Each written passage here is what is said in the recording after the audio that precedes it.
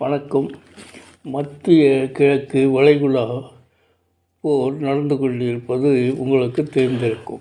நமக்கு இதை பற்றி தெரிந்திருக்க வேண்டியது அவசியம். அமெரிக்காவுடன் இஸ்ரேல் சேர்ந்து ஈரானை தாக்கிக் கொண்டிருக்கிறது. இந்த போரில் ஈரானின் உச்ச தலைவர் அலி கமேனி அவருடைய குடும்ப உறுப்பினர்களும் இறந்துவிட்டார்கள். ஈரான் மக்களுக்கு சுதந்திரம் வழங்க இருக்கிறதாம். அமெரிக்கா அதற்கு பொறுப்பேற்றுக் கொண்டிருக்கிறது. இதனால் கோபமடைந்த ஈரான் மற்ற நாடுகள் மீது போர் தொடுத்து கொண்டிருக்கிறது. அதனுடைய புதிய தலைவராக ஈரானின் புதிய தலைவராக முஜிதபா கமேனி தேர்வு செய்யப்பட்டுள்ளார். இவர் அலி கமேனியின் மகன் ஆவார். இவர் அனைத்து வளைகுடா அரபு நாடுகள் மீதும் போர் தொடுக்க உள்ளார். அவருடைய சவால்கள் என்னவென்றால், அமெரிக்காவுக்கு இராணுவ தளம் அமைக்க இடம் கொடுத்த மற்ற எல்லா அரபு நாடுகளையும் தாக்குவேன் என்று சூழ்நிலைத்துள்ளார். அதே போன்று இஸ்ரேல் நாடுகளுக்கும் பாதுகாப்பு அடைக்கலம் கொடுத்த நாடுகள் மீது, அரபு நாடுகள் மீது போர் தொடுப்பேன் என்று ஈரான் ட்ரோன் தாக்குதல் நடத்தி வருகிறது. இதன் நடுவே இந்தியா மற்றும் இஸ்ரேல் தூதரகங்கள் உள்ள நாடுகள் அவற்றின் தூதரகங்களை மூடிவிட்டு அந்த அதிகாரிகளை திருப்பி அனுப்ப வேண்டும். அப்படி இல்லை என்றால் அந்த நாட்டின் மீது தாக்குதல் தொடரும் என்று ஈரான் அறிவித்தது. இந்த சூழ்நிலையில்தான் இந்திய மக்களின் உணவு பிரச்சனை, அதாவது எல்பிஜி கேஸ் பிரச்சனையை தீர்க்க பிரதமர் மோடி ஒரு முடிவை எடுத்திருக்கிறார். அதாவது ஈரானுடன் பேசி ஹர்முஸ் அந்த ஜலசந்தி வழியை இந்திய கப்பல்களை விடுவிக்க வேண்டும் என்று வெளியுறவுத்துறை அமைச்சர் ஜெய்சங்கரிடம் கூறினார். நீங்கள் என்ன வேண்டால் செய்யுங்கள், உங்களுக்கு முழு சுதந்திரம் தருகிறேன். நமக்கு இந்திய மக்களின் தேவை நிறைவேற்றப்பட வேண்டும், அவர்களுடைய அனைத்து பிரச்சனையும் தீர்க்கப்பட வேண்டும். அதனால் நீங்கள் ஈரானுடன் பேசி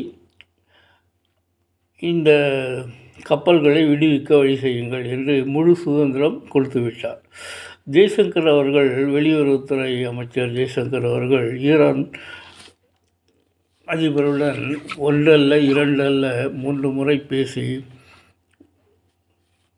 பேச்சுவார்த்தையில் உடன்பாடு ஏற்படாமல் போகவே மீண்டும் மீண்டும் முயற்சி செய்து வெற்றியை தேடித்தந்தார். இப்போது ஈரானுடைய ஹர்முஸ் ஜலசந்தி வழியாக இந்திய கப்பல்கள் நந்தாதேவி மற்றும் சிவாலிவிக் நந்தாதேவி என்ற 2 கப்பல்கள் தலா 46,000 மெட்ரிக் டன் எரிவாயுவை சுமந்து கொண்டு இந்திய கடலை நோக்கி, துறைமுகங்களை நோக்கி வந்து கொண்டிருக்கிறது. இந்த மிகப்பெரிய வெற்றியை சாதித்த ஜெய்சங்கர் அவர்களுக்கு இந்திய பிரதமர் வாழ்த்து தெரிவித்தார்.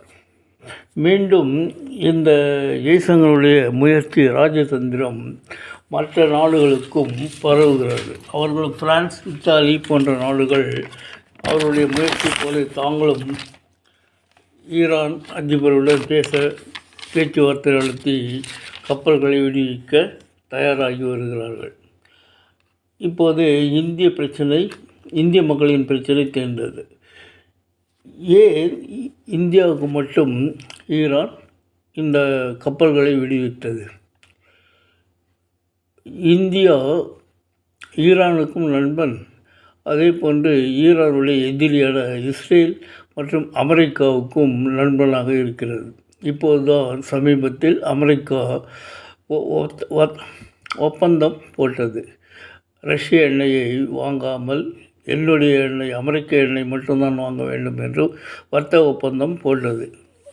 அதனால் அமெரிக்கா இந்தியாவின் நண்பனாகி இருக்கிறது. இப்போது அமெரிக்கா ரஷ்ய எண்ணெயை வாங்கிக் கொள்ளுங்கள் என்று விலக்களித்தது. அதே போன்று இஸ்ரேல் சொல்ல வேண்டியதில்லை. இஸ்ரேலுக்கு பிரதமர் மோடி சென்று அங்கே அவர்களுடைய பாராட்டுதலை பெற்று வந்தார். அதனால் இஸ்ரேலும் இந்தியாவின் நண்பன்.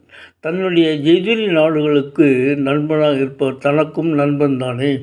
அப்படி இருக்கும்போது எப்படி இந்தியாவுக்கு மட்டும் அனுப்பினார் கேஸ் கப்பல்களை என்று பலரும் வினவுகிறார்கள். இதில்தான் இந்திய பிரதமரின் ராஜதந்திரம் இருக்கிறது. அதாவது இந்தியாவின் கேரள கடற்கரை கொச்சியில் ஈரானுடைய ஒரு கப்பல் வந்தது. அந்த கப்பலை இவர்கள் தாக்கியிருக்கலாம் இந்தியா. ஆனால் மனிதாபிமான அடிப்படையில் அந்த கப்பலுக்கு அடைக்கலம் கொடுத்து அதை ஃபோட்டோ கூட எடுக்க விடாதபடி பாதுகாப்பு அளித்து வருகிறார்கள். அதனுடைய மாலுமிகளுக்கு